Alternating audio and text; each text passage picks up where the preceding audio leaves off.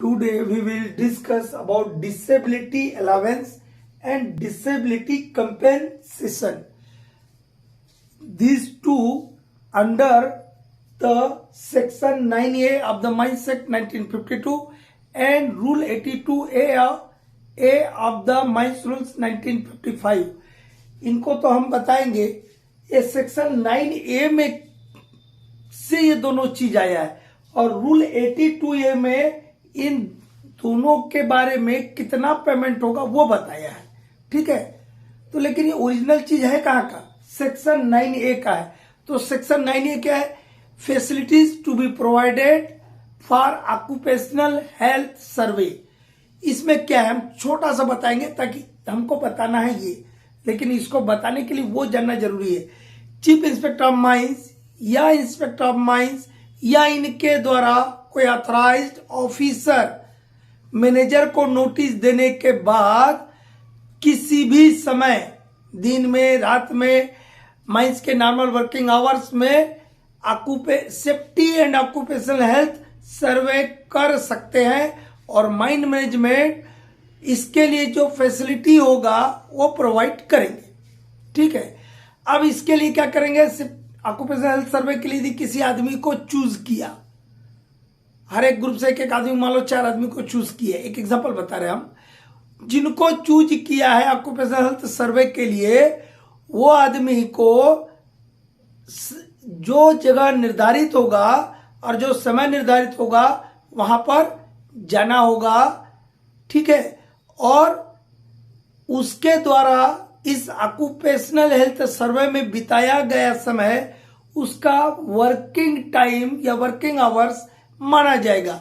यदि over time होता है तो ओवर टाइम को नॉर्मल रेट ऑफ या ऑर्डिनरी रेट ऑफ वेजेस से पेमेंट किया जाएगा। कहने का मतलब ओवर टाइम का जो वेजेस है वो नहीं दिया जाएगा। ओवर टाइम यदि हुआ है तो उसका ऑर्डिनरी रेट ऑफ वेजेस से पेमेंट किया जाएगा। यदि कोई आदमी ऐसे ऑक्यूपेशनल हेल्थ सर्वे में गया और यदि वो मेडिकली अनफिट घोषित हो जाता है, तब वो आदमी ही shall be entitled for medical treatment at the cost of owner, agent and manager at full wages.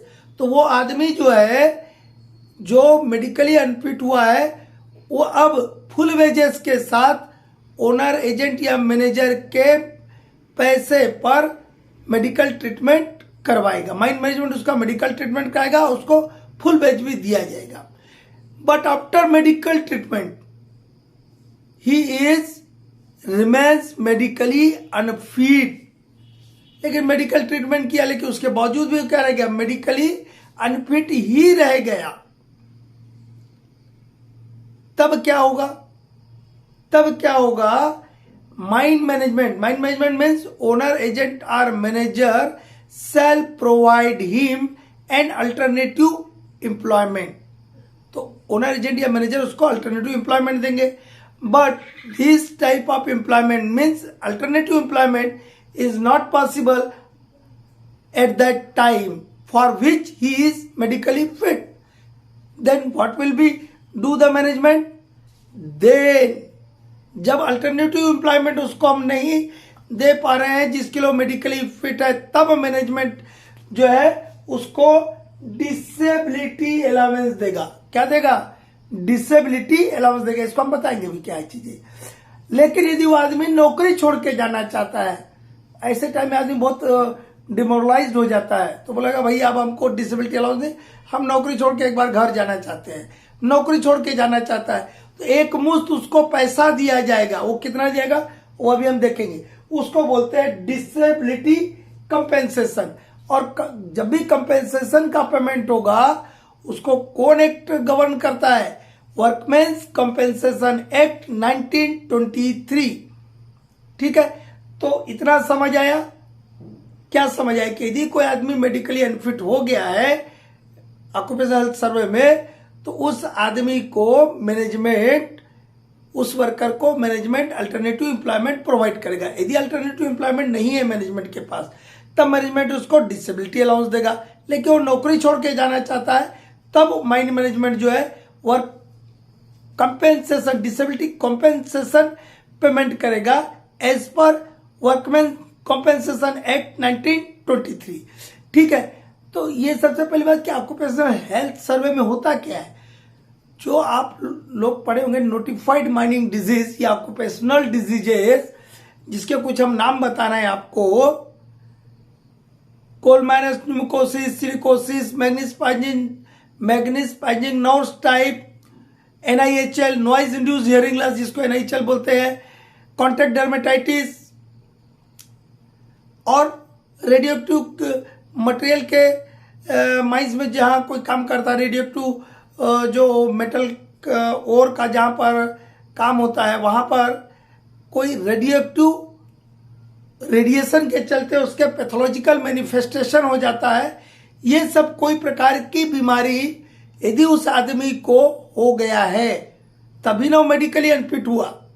ठीक है, तभी वो मेडिकली अनफिट हुआ। यहां पर वो वाला कोई नॉर्मल बीपी के चलते हो गया वो वाला बात नहीं चल रहा है, ऑक्यूपेशनल हेल्थ सर्वे का बात चल रहा है।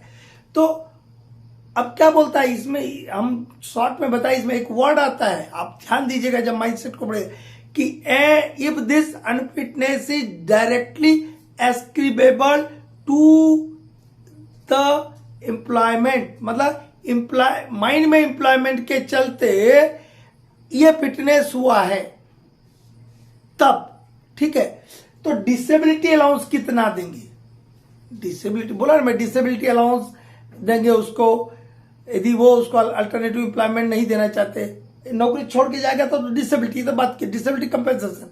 पहली बात डिसेबिलिटी अलाउंस कितना देंगे, जिस दिन वो ऑक्यूपेशनल हेल्थ सर्वे के लिए गया था उस दिन उसका जो मंथली वेजेस था, मंथली वेजेस मतलब बेसिक, ठीक है, मंथली वेजेस मतलब बेसिक, जो मंथली वेजेस था उसका 50%, देखिए ऐसे लिखा है। और जो फर्स्ट क्लास के लिए बैठ रहे अभी लेजिस्लेशन में, वो जितना हम बताएं इसको बढ़िया देख लीजिएगा, at the rate of 50% of the affected employees और workers monthly wages that he was getting before declaration of medically unfit. जब वो मेडिकली अनफिट घोषित होने के पहले उसको जो बेसिक मिल रहा था उस बेसिक का, उस मंथली वेजेस का आधा, 50% मतलब आधा मिलेगा। क्या मिलेगा, डिसेबिलिटी अलावेंस। अब आएगा बात डिसेबिलिटी कंपेंसेशन का। यदि वो आदमी नौकरी छोड़ के जाना चाहता है तो उसको वर्कमेंस कंपेंसेशन एक्ट 1923 के अनुसार जो एडमिसेबल कंपेंसेशन होगा वो दिया जाएगा। और यदि किसी आदमी को ऑक्यूपेशनल हेल्थ डिजीज हो जाता है, notified mining disease, occupational health disease बोलिए या नोटिफाइड माइनिंग डिजीज बोलिए, एक ही बात है, यदि हो जाता है तो वो जो एक्ट है वर्कमेंस कंपेंसेशन एक्ट 1923, वो एक्ट इस ऑक्यूपेशनल हेल्थ डिजीज को क्या मानता है, एक इंजुरी बाय एक्सीडेंट, मतलब एक्सीडेंट के चलते जो इंजुरी हुआ वो मान के उसका पेमेंट करेगा। ठीक है, लेकिन करेगा कितना, ये भी ना बात है, कितना मिलेगा। मान लो मुझे हो गया तो मुझे कितना पैसा मिलेगा, वो तो सब रूल रेगुलेशन हम बता दिए। वो यहां लिखा है disability compensation at the same rate as it is injury. उस वर्कमेंस कंपेंसेशन एक्ट 1923 में इंजुरी के लिए जितना कंपेंसेशन दिया जाता है उतना ऑक्यूपेशनल हेल्थ डिजीज यदि कोई हो गया, ऑक्यूपेशनल डिजीज हो गया है, नोटिफाइड माइनिंग डिजीज हो गया है, तब पेमेंट किया जाएगा, एक मुश्त पैसा पेमेंट किया जाएगा। उसको बोलते हैं डिसेबिलिटी कंपेंसेशन। ठीक है, हमको उम्मीद है कि आप लोगों को सेक्शन 9A और 82A समझ आया होगा। साथ में कई बार फर्स्ट क्लास के एग्जाम में पूछता है कि ये दोनों टर्म जो है किस सेक्शन, माइंडसेट के किस सेक्शन और माइंड रूल्स के किस रूल से संबंधित है। तो आप याद रखिएगा दोनों में ए है, 9A और 82A। ठीक है।